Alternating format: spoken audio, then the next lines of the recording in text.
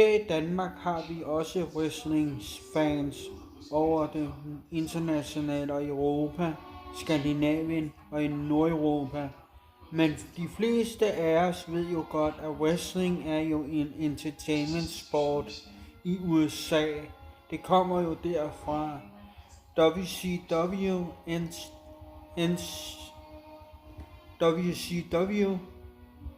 og WWE Wrestling Entertainment og flere andre wrestling shows over det meste af verden. Vi ønsker jo ikke, at The Mortal Hulk Hogan, Icon Legend, Hall of Fame. Vi er meget kede af det her i Skandinavien og Europa og i Nordeuropa og resten af den nordeuropæiske stat.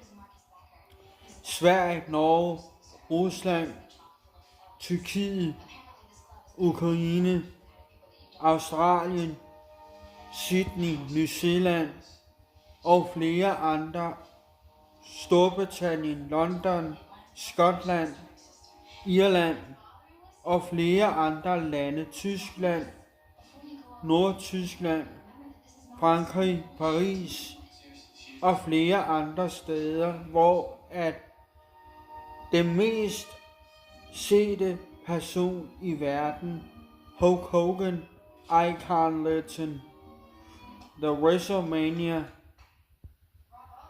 og The Giant Warrior og Macho Man Randy Savage, Roddy Piper og flere andre Icon Legend er desværre nu oppe i vores himmel, og nu kigger de jo ned på os her på jorden.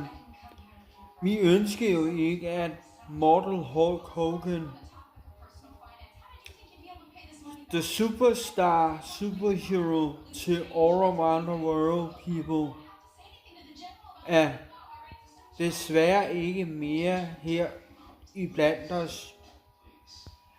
Danske Wrestling Company og Entertainment her i Danmark og i resten af Norden.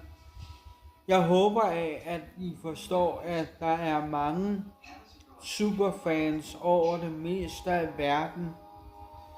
Åbner måske mere op for, at vi vil jo huske Hulk Hogan for det han er og var for tusindvis af fans over det meste af verden.